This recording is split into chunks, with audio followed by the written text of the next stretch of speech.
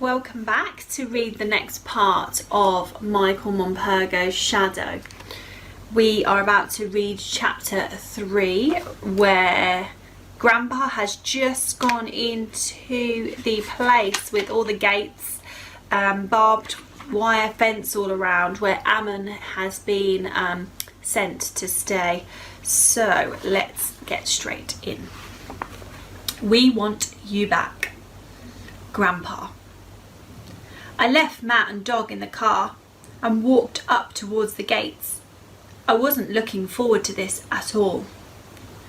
I had that same sinking feeling in the pit of my stomach that I remember from my first day at school. An unsmiling security guard was opening the gate. He suited the place. If Matt hadn't have been there watching me from the car, as I knew he must be, I'd have turned around right at that point, got back in the car and gone home. But I couldn't shame myself, and I couldn't let him down. I turned around and I saw that Matt was already out of the car and taking Dog for a walk, as he had said he would. We gave each other a wave, and then I went inside the gates. There was no going back now. As I walked down the roads towards the detention centre building, I tried to keep up my courage by thinking about Matt. Ever since I've been on my own these last years, Matt has been to stay a lot. I love to watch him playing with Dog. Dog is getting on me these days, like me, but he is like a puppy when Matt comes. Matt keeps him young, keeps me young too. I only have to think of them both together and they make me smile. They cheer me up, and that's good for me. I've been rather down in the dumps recently. Matt and I, we're not just grandfather and grandson anymore. We've become the best of friends. But as I joined some other visitors making their way in, I was wondering what the point of visiting Ammon. After all, weren't these asylum seekers about to be deported and sent back to where they'd come from? So what is the point? I mean, what could I do? What could I say to make any difference? But Matt wanted me to do it for Ammon. So there I was, inside the place now. Doors locking behind me. The Monopoly set under my arm. I could hear the sound of children crying. Like all of the visitors, I was being processed. The Monopoly set had to be handed over to be checked by security, and I got a stern ticking off for bringing it in with me in the first place. It was against the rules, but they might let me have it later, they said grudgingly. Everywhere there were more of those unsmiling security guards.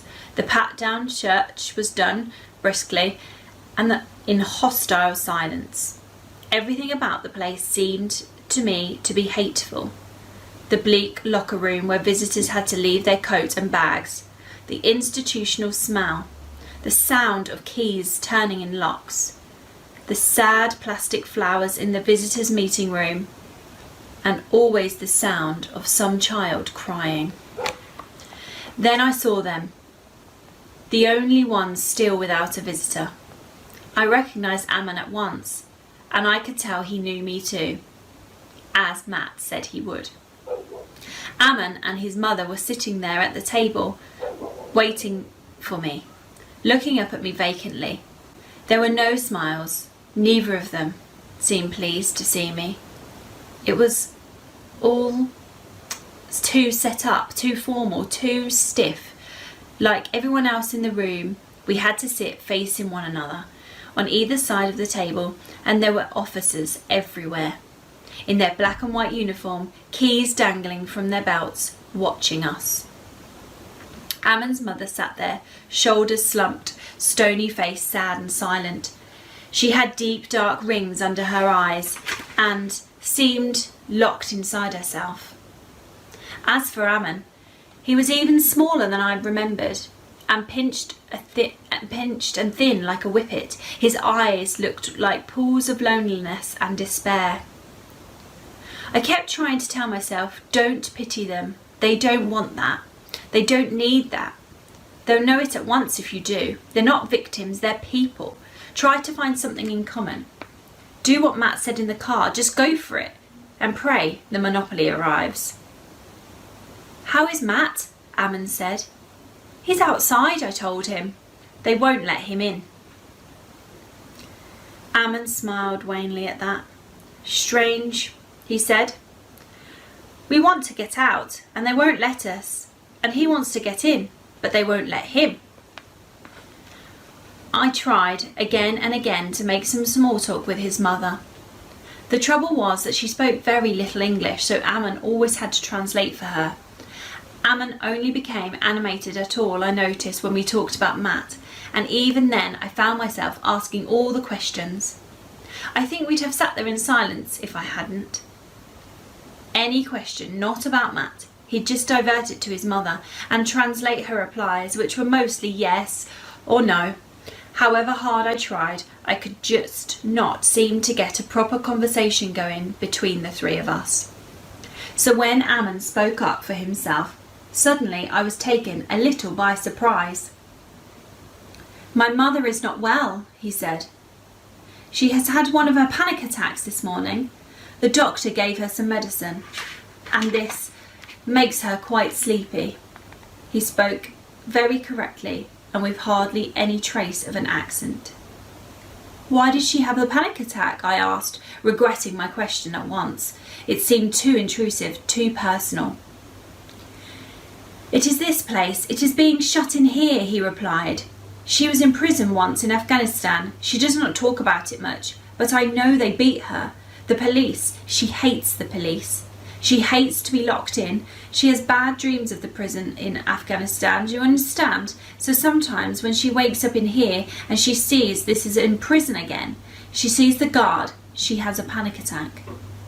And that was when the security guard suddenly arrived with the Monopoly game.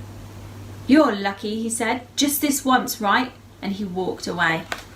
Miserable git, I thought, but I knew it was the best way to keep my feelings to myself. Now I'd got it, I didn't want him to take it away. Monopoly, I said. Matt says you like to play it, and you play it quite well. His whole face lit up. Monopoly! Look, Mother, you remember where we first played it? And then he turned to me. I used to play it a lot with Matt. I never lose, he said. Never. He opened the board at once and set it all up, rubbing his hands with delight when it was done. He started to laugh and couldn't seem to stop. You see what it says here, he cried, his finger jabbing at the board. It says, go to jail, go to jail. That's very funny, isn't it? If I land here, I will go to jail, in jail, and so will you. His laughter was infectious, and very soon the two of us were almost hysterical.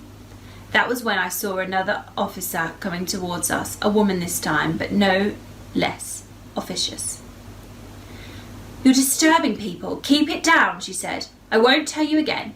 Any more of that, and I'll end this visit. Understand?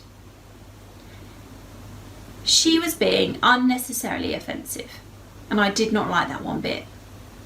This time, I did not try to hide my feelings. So we're not allowed to laugh in here, is that right? I protested. People can cry, but they can't laugh, is that it? The officer gave me a long, hard look, but in the end she just turned around and walked away. It was a little victory, but I could see from the smile on Ammon's face that he thought it was a lot more than that. Nice one, he whispered, giving me a secretive thumbs up. Shadow. Chapter 4. Grandpa. Matt had been right about Ammon's prowess at Monopoly. Within an hour, he owned just about all of London, and he had left me bankrupt and in jail. You see, he said, punching the air with both fists in a triumph, I am very good in business, like my father was. He was a farmer. Where we used to live in Bamiyan, in Afghanistan, he had sheep, many sheep, the best sheep in the valley. And he grew apples too, big green ones. I love apples. I've got some nice ones in my garden at home, I told him. Lovely pink ones.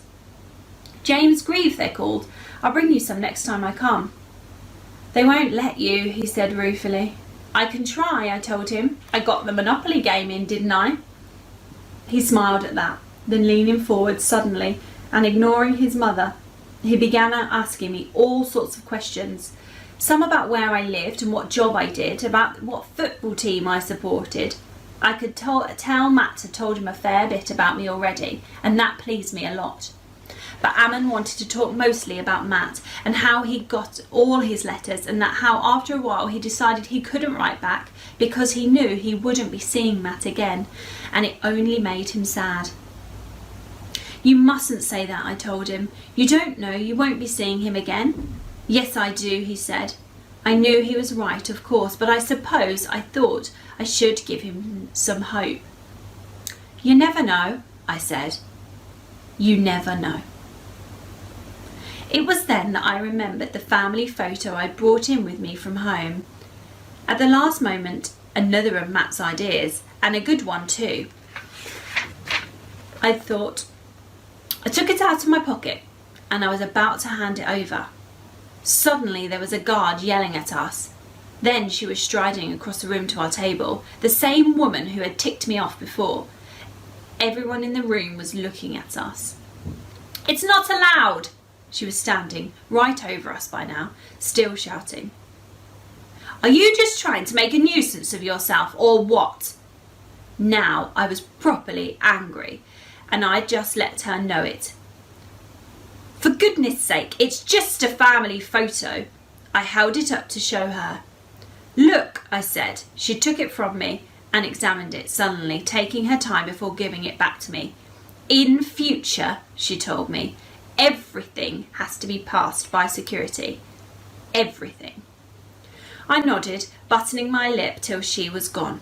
I hated myself for doing it, for not arguing back, but I knew that to have a stand-up row with her would be pointless. If I wanted Ammon to see the photo, I'd waited until she'd gone away, winked triumphantly at Ammon, slid the photo across the table, and then began pointing out who everyone was. That's the family in the garden last summer. There's the apple tree and Matt kneeling down beside Dog. Yes, I know, not a very imaginative name for a dog, is it? I think he must be about the same age as Matt, the same age as you. That's pretty old for a dog. A sudden frown came over Ammon's face. He picked up the photo to look at it more closely. Shadow, he murmured, and I saw his eyes filling with tears. Shadow. I'm sorry, I said, not understanding at all. Is it something in the photo? Without any warning, Ammon got up and rushed out of the room. His mother went after him at once, leaving me sitting there and feeling rather stupid. I looked down at the photo, still trying to work out what there could possibly be in this family snap that had upset him so much. That was when another officer came wandering over and spoke to me in a low, overly confiding tone. Temperamental, you see, he said. That's the trouble with them. And I'm warning you that that one can be a bit surly too. I felt like getting up and shaking him. I should have given him a piece of my mind. I should have said, and how would you feel being caged up in here like this? He's just a kid with no home, no hope, and nothing to look forward to except deportation. Instead, and for the second time that day, I said nothing. In keeping silent as I had, I felt I had betrayed Ammon yet again. Whatever way I looked at it, the whole thing had been all my fault. I should have never shown Ammon the photo. He was just beginning to trust me, and I'd blown it. I didn't understand why, but that didn't make me feel any better about it. People were looking at me from all around the room, and I was sure they thought that I had upset Ammon intentionally somehow. I waited for a while, hoping that he might come back, but longing at the same time to get out of there. When he didn't reappear, I decided to pack up the Monopoly game as quickly as I could and go. I had just collected up the last of the Monopoly money and was closing the lid when I saw Ammon coming back across the room towards me. He sat down opposite me again without speaking a word, without even looking at me. I thought I'd better say something. "I can leave the Monopoly game if you like, if they'll let me," I said. "You can play with it with your friends, maybe." "I don't have any friends in here," he said, still not lifting his eyes. "All the friends I had are on the outside, and I am on the inside." Then he did look up at me. "I've got a photo of my friends, though. Mother says I should show you." He was looking around the room, making quite sure no one was looking. Then he took a piece of folded paper out of his pocket and handed it to me under the table. I opened it out on my knee. It was an email printout of a photo of a school football team in a blue strip. They were all crowding round one another and laughing into the camera. Matt was standing at the back, his arms raised in the air as if he had just scored a goal. "That's my football team, and there's Matt. See him?" Ammon said. "They sent it to me from school, and that's my shirt." They were holding up the bright blue football shirt. On the back was number 7, and above it, in large letters, Ammon. "If you count the players," he went on, "you will see there are only 10 of them. There should be 11. I'm the one that's missing. That's Marlon, centre forward, 27 goals last year, as good as Rooney, better even. And the tall one, like a giraffe, next to Matt at the back, that's Flat Stanley, our goalie. And the one grinning, with a grinning all over his face and giving me the thumbs up. Can you see him?" I could see him right in the middle of the top row, holding up a huge banner that read, "We want you back." There they are.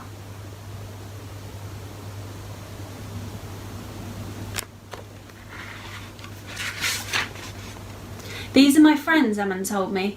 "I want to go back to them, back to my school, back to my home in Manchester. It is where I belong, where Mother belongs. This is where Uncle Mer lives, where all of our family lives. Mother says she is sorry, but she is very tired now, and she must lie down. But she sent back to me to see you, to talk to you. When I spoke to Mother just a few moments ago, she said that she had a dream about you last night, even before she met you, and about Father, and about a cave in Bamiyan where we lived, about the soldiers too, and Shadow." "Shadow? What is it? Who is Shadow?" I asked him. "Shadow was our dog," said Ammon. "She is just like the dog in your photo. We called her Shadow when she was ours, and then later she was called Polly. She had 2 names because she had 2 lives. She was brown and white like yours, and the same droopy eyes and long ears. It was all too puzzling, too difficult to understand." "So, Shadow," I said, "she's your dog, and she's back at your home in Manchester then, is that right?" Ammon shook his head. "No, it's like Mother told me," he said. "She said I should tell you everything, all about Shadow and all about Bamiyan, and about how we came to be in this place, like I said. Mother says she had a dream about you last night, before she even met you, and in the dream she told me you took us by the hand and led us out of here. She says she was not sure about you at first, but now she is. She says you are a good listener, with a kind heart, and that all good friends are good listeners. Like Matt," she said, "just like Matt. Why else would you come to see us if you did not want to listen? She says that you are our last chance, our last hope of going home to Manchester, of staying in England. This is why she told me I must tell you the whole story now, right from the beginning, so you will know why we have come to England and what has happened to us. She says that maybe you can help us, God willing. She says there is no one else who can, not now. Will you help us?" "I will try, Ammon, of course I will," I replied. "But I don't want you to build up any false hopes. I really can't promise anything." "I don't want promises," he said. "I just want you to listen to our story. That's all. Will you do that?" "I'm listening," I told him.